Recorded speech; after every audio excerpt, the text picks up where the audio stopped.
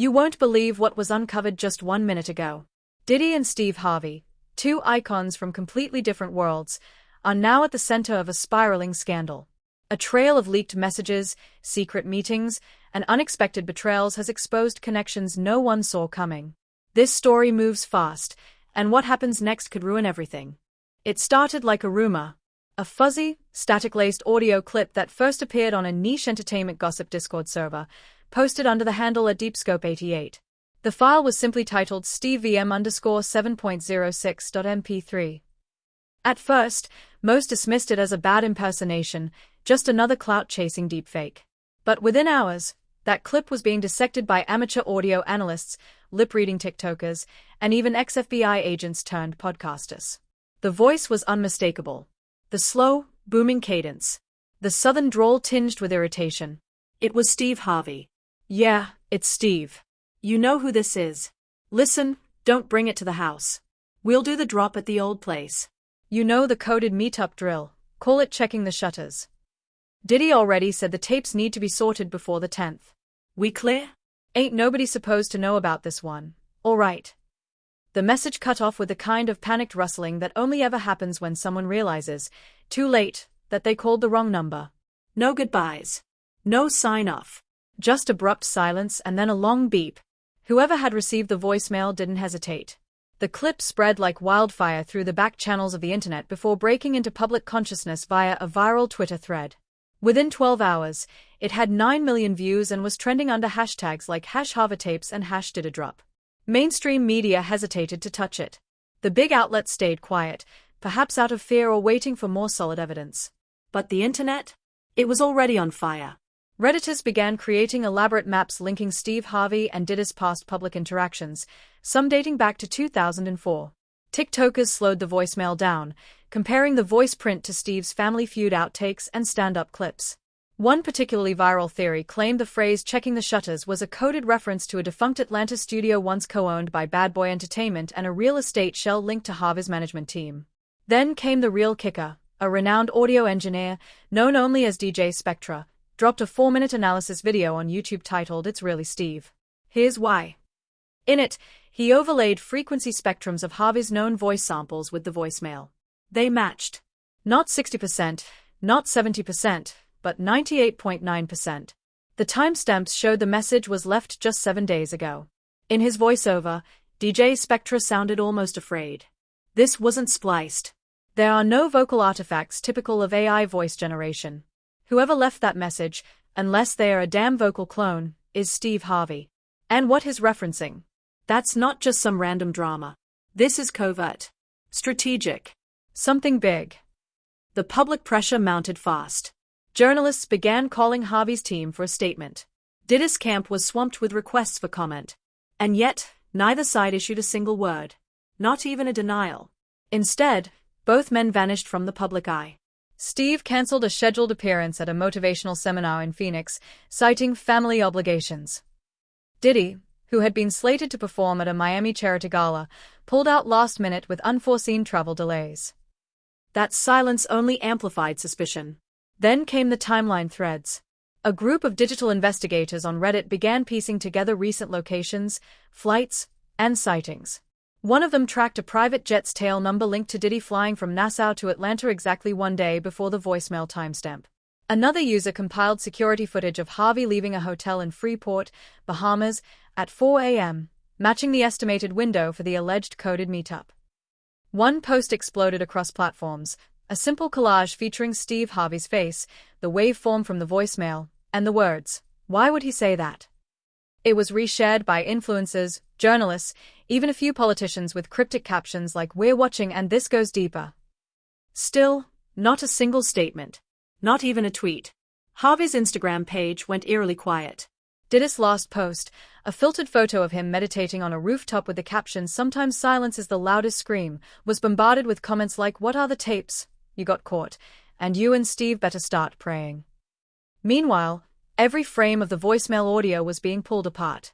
Some thought the tapes referenced a long-rumored vault of surveillance footage from parties thrown by elite industry figures in the early 2000s, events often whispered about but never confirmed. Others believed the tapes were recordings of conversations, deals made behind closed doors that could topple reputations or even careers. A fringe theory claimed the tapes had something to do with an unreleased documentary shelved in 2012, supposedly exposing ties between moguls, media influence, and global finance. That theory went too far for most, but the seed had been planted. Whatever was on those tapes, it was dangerous enough to demand total silence. And that silence continued. Until 3 nights later. At 2:14 a.m., an anonymous message board post appeared on a deep web forum known for whistleblower leaks. It read, "If you're reading this, it's already too late. The tapes are real." And the voicemail wasn't meant for one person. It was a warning. That post was accompanied by a screenshot of an email inbox, clearly belonging to someone close to the situation. One subject line stood out. Coded meetup, Vegas option still open. The message body was redacted. The timestamp? 1 day before the voicemail. That was all it took. The conspiracy now had fuel, direction, and an army behind it. The voicemail, once dismissed as a random glitch, had become something far more sinister, a keyhole into a hidden world. A world of power moves, secret deals, and men who would do anything to protect what they'd built. And for Steve Harvey and Diddy, the question wasn't whether people believed the tape. It was how much more was about to be exposed. If the voicemail was the match, the flight log was the fuel. Just as the world was settling into the storm unleashed by Steve Harvey's leaked message, a new piece of evidence surfaced, this time in cold, hard data. A flight manifest, posted anonymously on an encrypted message board dedicated to aviation intel, seemed to confirm what many were already whispering. Diddy and Steve had been in the same place at the same time, flying under the radar, literally. The manifest was for a Gulfstream G550, tail number N771PD, known in elite aviation circles as one of Diddy's preferred jets. According to the records, the flight departed from Nassau, Bahamas, at 3:42 p.m. on July 6 and landed in a private executive terminal in Atlanta just over 2 hours later. The document listed 6 passengers. 4 were marked as undisclosed personnel. The other 2? Mr. James L. Stone and Mr. Calvin J. Ward. But those names didn't fool everyone. Within an hour of the document's leak, internet sleuths had already connected the dots. James L. Stone was an alias previously used by Steve Harvey on a 2019 booking to Dubai, uncovered in a celebrity travel hack expose. Calvin J. Ward had been tied to Diddy through shell companies used for music video shoots in the early 2000s. It was them. No press photos. No paparazzi shots. No check-ins, sightings, or airport snaps. Just names buried in paperwork and an unusually discreet arrival into Atlanta's least trafficked hangar. A location known for hosting VIPs who wanted to remain invisible. The questions came fast. Why would 2 of the most recognizable men in entertainment hide a flight together? Why leave from the Bahamas, a place neither had publicly mentioned visiting, and why use aliases? Most importantly, what happened after they landed? The media tried to pry, but both men had gone underground. Steve Harvey's representatives issued a generic statement saying he had no recent plans involving private international travel, while Diddy's team ignored requests altogether. But that only fanned the flames. 3 days after the manifest leak, a local Atlanta blog known for covering hush-hush celebrity movements dropped a brief post that reignited the frenzy. Titled "Midnight Blackout at Falcon Exec Terminal," the article described how, on the night of July 6, the entire camera system at the private hangar suffered a total systems error between 5:30 p.m. and 8 p.m., exactly the arrival window for the G550 flight. The footage was gone. All of it. Security experts brought in to audit the system noted that the blackout wasn't caused by a glitch, but by a manual override. Someone had physically pulled the system offline, then restored it using an encrypted admin password. That kind of breach wasn't something you could pull off with a USB stick and some luck. This took planning. Access. Intent. That same day, another anonymous source stepped forward. Claiming to be a former employee at the executive terminal, the whistleblower submitted a sworn statement to an independent journalist. The source, whose voice was disguised in a podcast interview, detailed a bizarre scene. They came in covered, hoodies, ball caps. One of them had shades on even at night. Didn't go through the front. Walked through the side bay and straight to a black SUV. No luggage, no assistants, no nothing. Just the 2 of them and a driver who didn't speak. The whistleblower added that security staff were told to stand down that night, unusual for high-profile visits. The SUV reportedly drove off without any motorcade, heading straight onto the freeway. Destination unknown. Speculation turned into obsession. Every Twitter thread, TikTok breakdown, and YouTube explainer built upon the same core truth: something had gone down in Atlanta. Adding to the drama, flight radar data confirmed that the same Gulfstream returned to Nassau less than 12 hours later, empty. A solo flight that cost tens of thousands of dollars, all for a brief layover in a city with no official engagements. Why go to such lengths to cover up a meeting? One theory pointed to an abandoned office complex on the outskirts of Atlanta, once used by a now-defunct television production company. Property records showed the building had been quietly purchased just months prior through a Delaware-based LLC. The LLC was later traced to a holding company with vague entertainment ties. Some even whispered it was a former holding vehicle for a daytime talk show empire. Drones began circling the complex. Photos emerged showing new surveillance equipment being installed on the building. Blacked-out SUVs were spotted parked near the loading bay. Someone was using the location, but for what? No one could say. As pressure mounted, Harvey's camp made a misstep. In a short interview outside an Atlanta restaurant, Steve was ambushed by paparazzi asking about the Bahamas flight. His reply was curt, but telling. "Man, I don't know what you're talking about. Ain't been to no Bahamas this month." But satellite data, shared widely by aviation enthusiasts, clearly placed him there. Matching timestamps, security footage from the Grand Hyatt Bahama lobby showing a man identical to Steve Harvey checking in under an alias. The concierge was later identified and fired after confirming the name on the room was Stone J. That lie was all the internet needed. Hashtags re-emerged with force, #caught in the act, #manifest mystery, and #Bahamasgate. Talk show hosts began referencing it in coded jokes. Late-night comedians danced around the topic. One even quipped, "At this point, Steve and Diddy got more aliases than a Jason Bourne sequel." Still, neither man issued a formal explanation. The silence was strategic now, because whatever happened in that private jet, during that 2-hour flight from paradise to secrecy, had already started to collapse beneath the weight of exposure. Their paper trail, once hidden by corporate fronts and quiet payoffs, was unraveling. And the world was watching. For a few days, things went quiet. Not in the public discourse. No, that was louder than ever. Twitter was a non-stop spiral of conspiracy threads, think pieces, and amateur flight analysis. YouTube was flooded with breakdowns and hour-long exposés. But from Steve Harvey and Diddy? Not a word. Not a denial. Not even a lawyer's letter. Then, just as the story began to lose traction under the weight of its own speculation, it exploded again.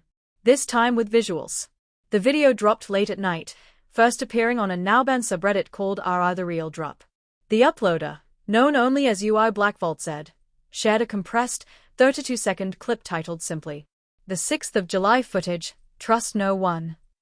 The footage was grainy, taken from a high angle, presumably a security camera.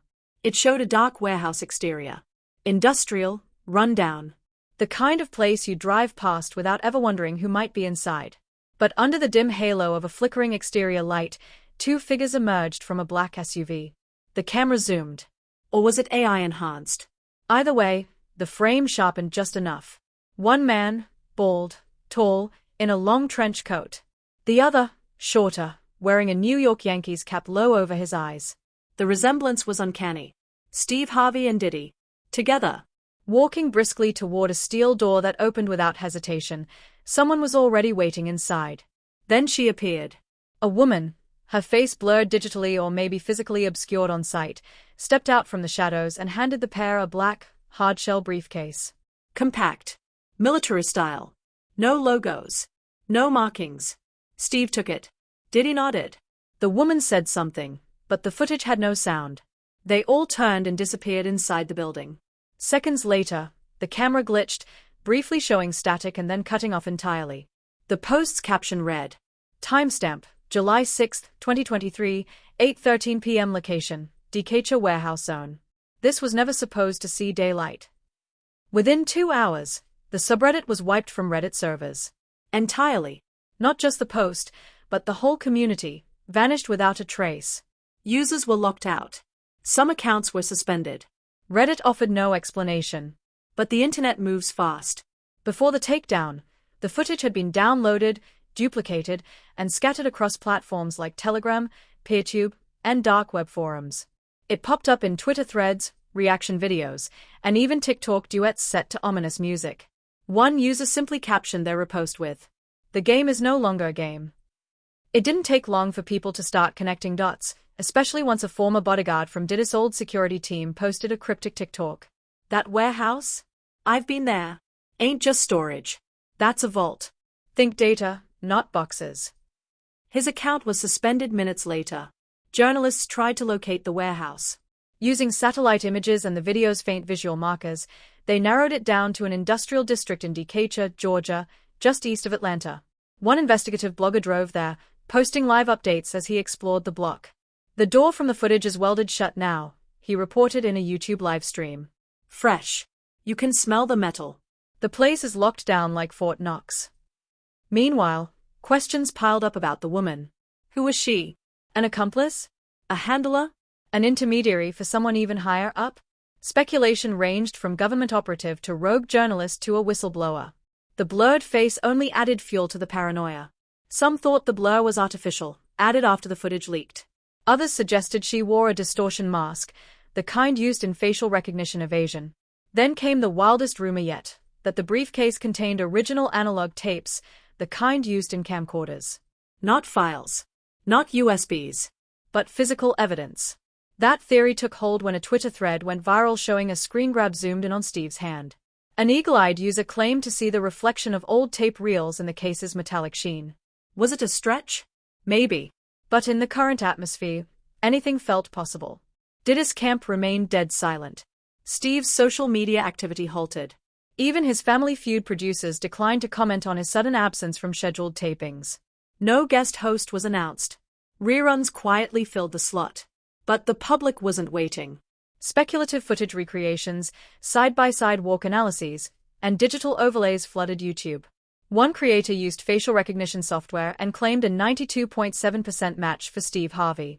Another used gait analysis, measuring the stride of the man in the trench coat, and compared it to known Diddy paparazzi videos. 98.3% match. Then, just as things were boiling over, the footage popped up on a mainstream news segment. A late-night anchor on an international broadcast played it briefly, 6 seconds, before cutting away and stating, "We're not saying it's them.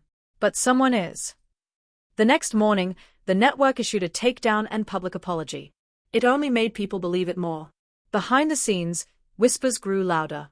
Rumors swirled that a second, much longer version of the tape existed, one with sound, with context, and with damning dialogue.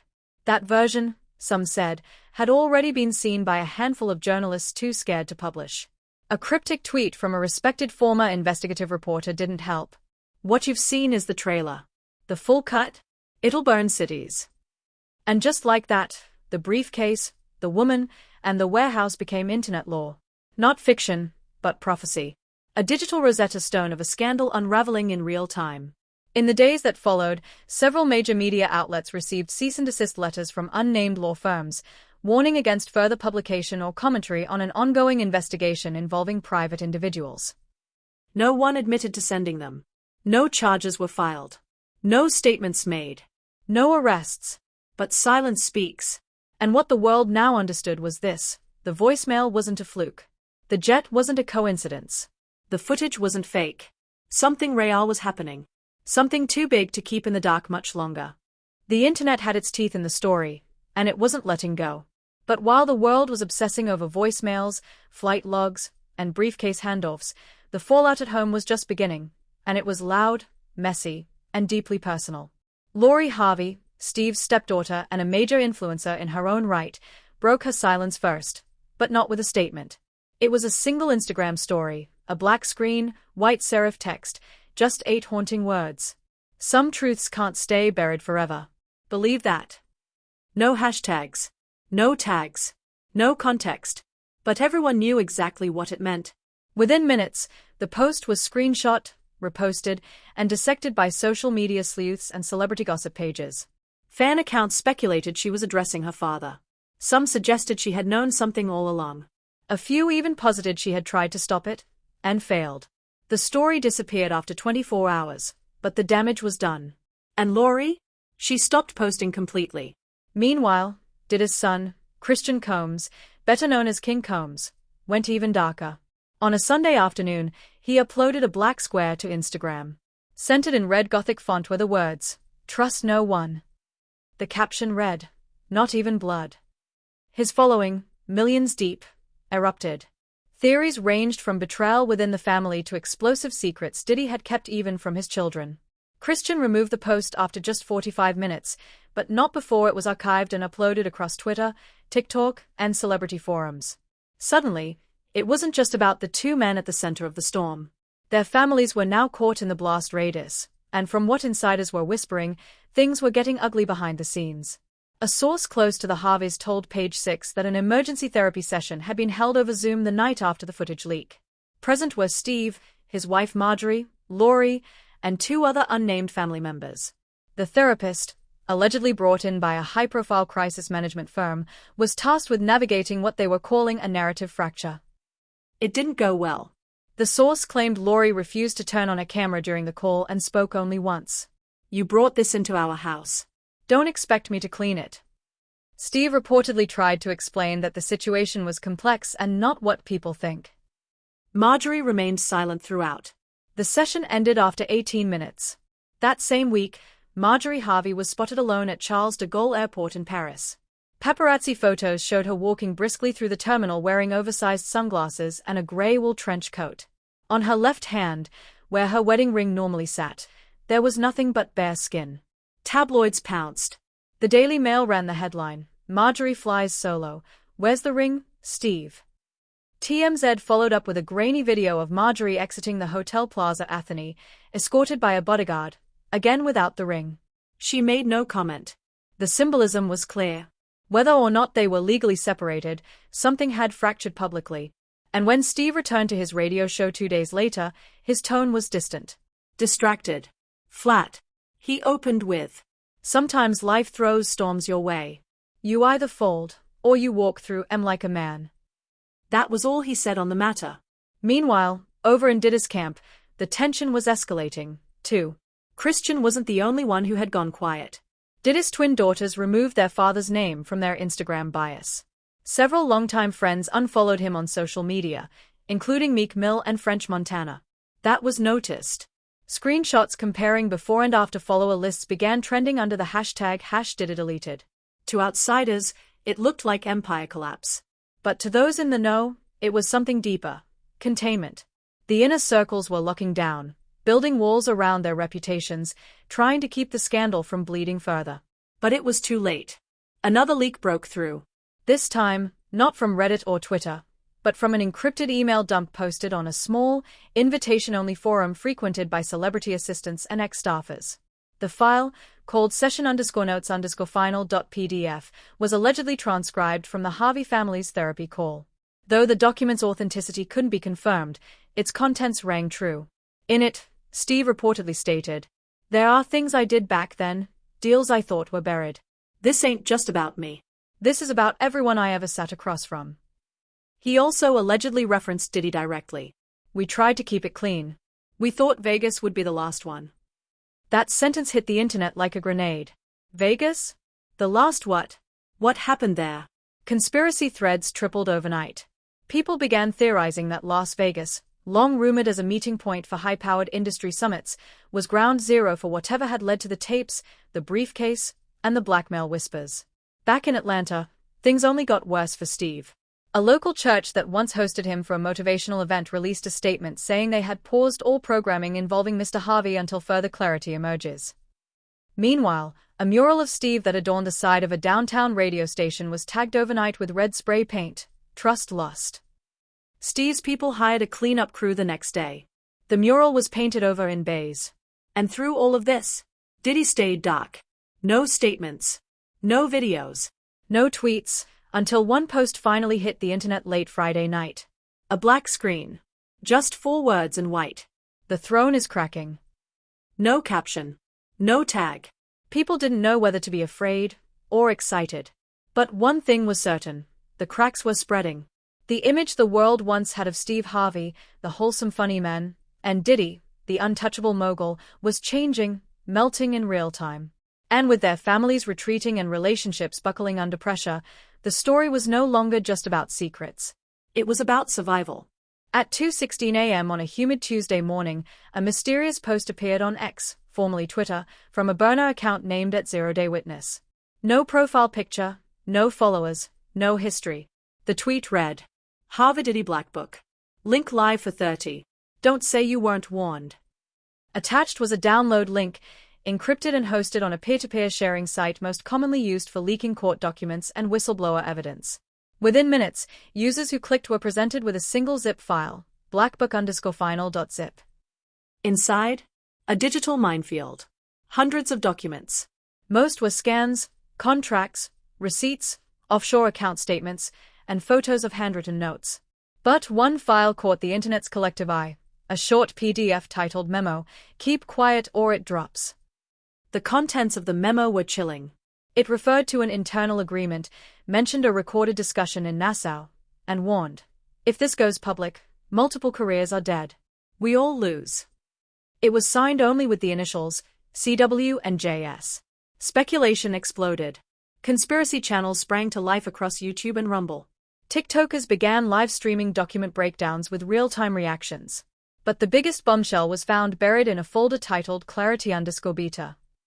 It contained what appeared to be a bank document from a Cayman Islands institution, listing a joint account in the names of two companies, both fronts, as sleuths quickly uncovered, belonging to shell corporations tied respectively to Diddy's production firm and a little-known real estate consultancy allegedly managed by Steve Harvey's cousin. The transfer amount? $2.4 million. Purpose listed: consulting, vault acquisition, Nassau footage, 2006 to 2011. The dates match the theories. The Bahamas. The footage. The tapes. And suddenly, the Black Book wasn't just smoke. It was fire. In a matter of hours, the download link reached millions of users worldwide. Reddit threads popped up across several subreddits. Our conspiracy, our celebrity leaks, our data leaks. Google Trends showed an overnight spike for searches like Harvey Diddy vault footage and Nassau recordings 2006. News outlets cautiously referred to the incident as an alleged data breach involving high-profile figures. Legal experts weighed in, warning that possession of the documents might cross into criminal territory depending on jurisdiction. Still, the files spread like wildfire. Then came the takedown. Exactly 36 minutes after the initial post, the link went dead. The account @0day witness vanished. Not suspended, deleted. Entirely. The download mirror disappeared from every alternate source as if someone had predicted where it would spread and preemptively shut down every path. Many users reported receiving warning messages from their internet service providers, unusual and unsettling. Some claimed their browsers crashed mid-download. Others said antivirus programs flagged the zip as malicious. But the damage was already done. The documents lived on in zip drives, email chains, encrypted clouds. Analysts began authenticating them. One tech forensics expert confirmed that the metadata in several PDFs traced back to a Miami studio once registered to Diddy's now-defunct label Hub. Another report, circulated in the cybersecurity newsletter LeakScope, claimed a handful of file names matched an internal naming system used by employees at Steve Harvey Global. One file, labeled s.hg meetnotes5a.pdf, appeared in multiple archives and contained minutes from a joint advisory session between both parties, with language referencing legacy asset liability and selective narrative protection. Translation: they were talking damage control. Years ago. By 9 a.m. that day, Steve Harvey's legal team issued a cease-and-desist notice to several media platforms, claiming the documents were fraudulent and defamatory. They offered no explanation for how so many files tied directly to Harvey's past business dealings. They simply wanted it gone. Diddy's lawyers didn't even do that. They issued a flat-out no comment. But silence had stopped being a shield. It was now seen as confirmation. Hours later, a prominent tech journalist with a verified Substack released a detailed timeline of events, matching the document timestamps with real-world sightings, business filings, and known calendar gaps in both men's public appearances. Her conclusion? This wasn't an accidental leak. This was insurance. The Black Book is a vault of secrets, an asset created in anticipation of betrayal. What kind of betrayal? Theories varied. Some believed the footage was meant to keep mutual enemies in check, politicians, producers, executives. Others suggested it was a pact between two powerful men to ensure mutual destruction if either one turned. But no matter the motive, it was now out in the wild. Even the mainstream began to inch toward the story. A morning panel on CNN cautiously discussed the event, framing it as an unprecedented example of digital whistleblowing in celebrity culture. One anchor asked, half-jokingly, if Steve and Diddy were about to become the entertainment world's Snowden and Assange. Meanwhile, reactions from those closest to them continued to raise eyebrows. Steve's daughter Brandy tweeted, then deleted.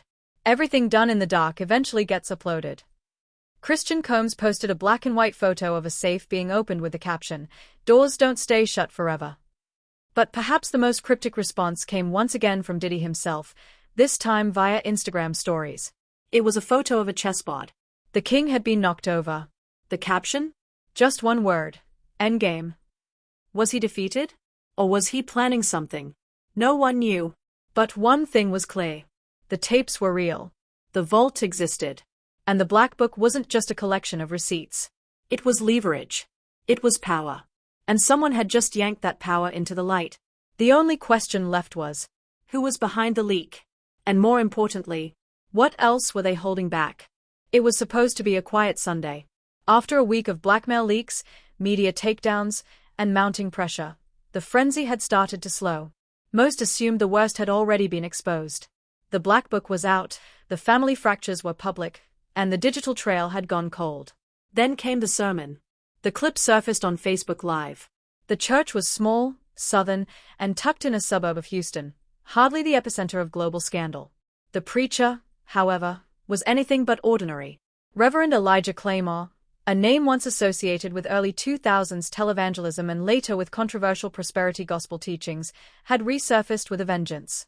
Claymore had once toured with Steve Harvey during his motivational Act Like a Success campaign, offering spiritual coaching to audiences at sold-out arenas. The two were known to have been close, until their friendship abruptly ended in 2014 with no public explanation. Claymore hadn't been in the spotlight for years. That changed instantly. Standing at the pulpit of the Holy Flame Tabernacle, Claymore's voice rang out, shaky and impassioned, as if burdened with a truth too long held. "I didn't come here today to preach comfort. I came to deliver a warning. There are men in this world, kings of the screen, rulers of rhythm, who once knelt at this very altar. And now, they dance with demons." The crowd fell into a stunned silence. He continued. One came with a smile and a three-piece suit. Said he needed forgiveness for a vault of sins. Another, slick in shades, came not to pray, but to bargain. Bargain with God, like he was some agent in a contract negotiation. I filmed it. Not to shame them, but to protect the truth when it needed to be known. Gasps. Audible shock. Then, applause from some. The live stream barely lasted 12 minutes before it was mysteriously cut off. But that was long enough for screen recordings to spread. By the time evening came, TikTokers were remixing the soundbite, "Kings of the Screen, Rulers of Rhythm," into viral audio. And then came the leak. A day later, an anonymous Google Drive link began circulating online. It was shared in private group chats, passed around in Telegram channels, and teased by multiple influencers who hinted at having seen the tapes. The folder title? Confession_Claymore. Inside were 2 video files, dated 2013 and 2014 respectively. The first showed Steve Harvey, seated in the front pew of Claymore's church, his hands clenched tightly, sweat visibly forming on his brow. The camera angle was low, likely from a mobile phone tucked discreetly in the choir pit. Steve is heard saying, "I can't take it back. But I can't let it out either. I helped him collect it. It was supposed to stay between us. That was the deal." The footage, the backups, all of it. The second video was shorter and far more cryptic. A man resembling Diddy stood alone at the altar, arms crossed, speaking in a low, guarded tone. "You think God cares about tapes? God saw everything before the cameras even rolled. I ain't here to confess. I'm here to ask him, what now?" And then, in a chilling moment, he looked directly into the lens, unaware he was being filmed. "Tell your man Steve I kept my end. But if this turns, it's not just us that goes down." The sound cuts out there. The internet went into freefall. Parishioners from Claymore's church confirmed the authenticity of the first video, stating they remembered Steve visiting multiple times that year, though the reasons were never disclosed. A few mentioned that the preacher had hinted at harboring the truth for when the wolves came. When asked by local reporters, Claymore didn't deny the leak. He issued a public statement instead. The truth was given to me to steward, not destroy. I pray for every soul caught in this fire, but I will not pretend the fire doesn't exist. These men came to me in private. Now the world has made their sins public. Public reaction was divided. Some condemned Claymore for violating sacred trust. Others hailed him as a whistleblower with divine timing. But one thing was clear: the church tapes weren't fabrications. They were filmed in real sanctuaries, among real people, and they struck a nerve deeper than any document dump ever could. Even Diddy reacted. Late that night, he posted a cryptic message to X. God sees everything. So do I. No image. No context. Just those 7 words. Steve Harvey remained silent. But leaked text between him and a longtime friend, shared by an insider to the Shade Room, included this ominous line from Steve. He was never supposed to film us. Not there. Not in the house of God. That phrase, house of God, became an immediate meme, trending alongside #church tapes, #Claymore confessions, and #sanctified secrets. Worse still, online detectives began combing through old interviews, church bulletins, and promotional materials for Steve Harvey's various faith-based projects. In one 2014 interview, Steve had said, "What you bring to God stays with God." Except now, the world had seen what he brought. And it wasn't staying buried. Even faith leaders were weighing in. A panel on a national Christian network debated the ethics of Claymore's disclosure. One pastor defended him, saying, "When a man weaponizes faith to cover secrets, those secrets cease to be sacred. They become dangerous." Behind the scenes, insiders claimed that Diddy had pulled out of multiple charity appearances tied to religious initiatives. One associate said, "He's paranoid now. Not of the press. Of the people who still have more." Because the most chilling line from Claymore's livestream hadn't been about Diddy or Steve. It had come at the very end. "This is the first tape. Not the last." The vault was deeper than they ever knew. If that was true, if the preacher held more footage, more confessions, more hidden moments, it meant the scandal wasn't over. It had only just stepped into the light. The aftershocks weren't limited to the churches or the timelines. They hit the epicenter of entertainment itself. Hollywood, for all its glamour and detachment, had been watching the Diddy-Steve scandal unfold with increasing dread. But now, it wasn't just a trending story. It was becoming radioactive. The first tremor came when The Tonight Talk, a primetime late-night favorite, abruptly pulled Steve Harvey from its guest lineup. He had been scheduled to appear for a light-hearted interview to promote his upcoming book. Instead, the network released a vague statement just hours before airtime. Due to unforeseen scheduling conflicts, Mr. Harvey will no longer appear on this week's program. Unforeseen? Hardly. Rumors swirled that producers had received pressure from advertisers, brands who weren't keen to see their logos roll during segments with a man now associated with blackmail files, secret tapes, and shadowy church confessions. But that was just the start. 3 days later, a much-anticipated film project co-produced by Diddy's company and backed by a major streaming platform was abruptly shelved. Titled Echo Chamber, the psychological thriller had finished principal photography and was nearing its marketing rollout. It had even been teased as a potential awards contender. Then, silence. The platform issued a cold, 2-sentence email to press. "After internal review, we have decided not to proceed with distribution of Echo Chamber. We thank all involved for their efforts." Behind closed doors, sources revealed the truth. The executives didn't want the smoke. Diddy's name on a project was now a liability. There were murmurs of contract clauses being invoked. Moral turpitude provisions, typically buried deep in talent agreements, had suddenly become relevant. Hollywood doesn't cancel for ethics. It cancels for optics. And the optics were bad. Within a week, talent agencies began quietly deprioritizing both stars. Steve Harvey's speaking engagements began to dry up. Bookstores pulled promotional displays for his new title. Diddy's product lines, especially his luxury tequila and fashion collaborations, lost major retail partners. One by one, the dominoes fell. Then came TMZ. In a brutal piece published under the headline "Toxic Tapes: Why the Industry's Turning on Steve and Diddy," the outlet laid out what everyone had been whispering. Multiple executives had confirmed off the record that both men were no longer viable. Insurance companies were now requiring additional scrutiny for any production involving their names. High-profile collaborators were pulling out of deals without explanation. "They are not officially blacklisted," the piece quoted an unnamed producer. "But no one wants their fingerprints on the wreckage." The fallout wasn't limited to business. Even former friends and associates began scrubbing their pasts. A-list celebrities unfollowed. Past collaborators deleted photos. Mentions were wiped from bias and press kits. Worse, Diddy's name quietly vanished from 2 film festival lineups where he had been slated as an executive producer. No press releases. No statements. Just gone. One tweet, from a former studio publicist, summed it up best. Hollywood has mastered one thing: pretending you never existed. But amidst the distancing, another kind of attention emerged, the kind that couldn't be deleted. Wendy Williams, long considered a queen of celebrity expose, returned from her media hiatus with a vengeance. Teasing her podcast's relaunch with a simple graphic that read, "I've heard the tapes." In her teaser episode, she didn't reveal everything, but she did drop one major bombshell. It's not just Steve and Diddy. There are names, big names, on those tapes. Industry titans. Household faces. You've seen them at award shows. In family films. And honey, they are sweating. The tease sent the entertainment world into panic mode. Suddenly, speculation shifted. If the Black Book and the church tapes were just the first layer, what else was buried in that vault? And more importantly, who? A-list actors began releasing oddly timed life update videos. Producers went on Instagram Live to profess vague apologies about their past decisions. And directors known for collaborating with Diddy and Steve over the years issued blanket denials through lawyers. One anonymous source told Variety, "There's a sense of silent dread spreading across the industry.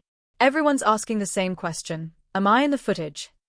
Meanwhile, an anonymous Hollywood producer posted on the forum Blind Item Rehab, claiming that a private screening of one of the unreleased vault tapes had taken place at a mansion in Bel Air, strictly invitation only, no phones allowed. Their chilling quote? Half the room left before it ended. The rest sat in stunned silence. If that video ever hits the internet, the industry doesn't recover. And that was before the second wave hit. Another burner Twitter account, at House of Glass 77, appeared with the message, "If they don't admit it by Friday, the hotel footage drops. And you'll see who really built the throne." The tweet included an image, a still from what looked like hotel surveillance footage. 2 men shaking hands in a luxury suite. One bore a striking resemblance to Diddy. The other was harder to identify, but the angle, body language, and style pointed to someone much, much bigger. People went into overdrive trying to guess. Forums exploded. Analysts broke down the wallpaper, furniture, and view from the suite window, eventually pinpointing the location as the Wynn Hotel in Las Vegas. Vegas. Again. Suddenly, everything circled back to that mysterious phrase from Steve's leaked therapy notes. "We thought Vegas would be the last one." Was this it? Was the final piece about to surface? Industry insiders feared so. Agents made emergency calls. PR firms scheduled strategic vacations for their clients. Talk show hosts declined to mention Steve or Diddy by name, avoiding potential defamation claims. Even comedians stopped joking. In an industry built on illusion, the cracks were showing. And unlike before, this wasn't about a career-ending scandal. It was about infrastructure collapse. The idea that a select few had built their empires on tapes, secrets, leverage, and now that leverage was slipping. By the time the envelope arrived, the world had almost moved on. Fatigue had set in. The Harvey Diddy tapes had become the internet's favorite obsession for weeks, but with no definitive climax, the hype began to cool. Steve was out of the spotlight. Diddy remained radio silent. News cycles drifted elsewhere, and the timelines, once ablaze, now only flickered. But in a newsroom in New York City, something waited in a plain, unmarked package. No return address, no postage stamp, no tracking label. Just a small manila envelope, hand-delivered to a major media outlet. Inside was a USB drive. And a note. Written in block letters with a thick black Sharpie. "Watch it. Then decide." The editor on duty almost threw it out. Another hoax, probably. But curiosity got the better of him. He plugged the drive into an air-gapped machine, isolated from the network, and opened the only file inside. Footage_001.mov. It was high definition. Smooth.